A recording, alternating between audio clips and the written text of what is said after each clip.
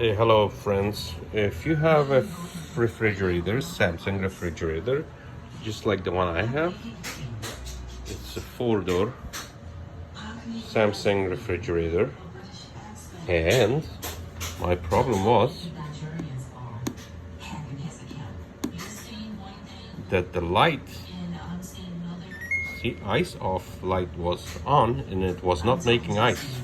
So all you have to do, if this light comes on accidentally, okay, by maybe a child was pressing this button right here, or you pressed it by accident, so all you have to do is go on the right corner here and tap it. You're gonna tap it one time. You saw that? It's off. On. Off. Easy. Now your fridge should start making ice. Okay, this is a 4-door here, 4-door Samsung.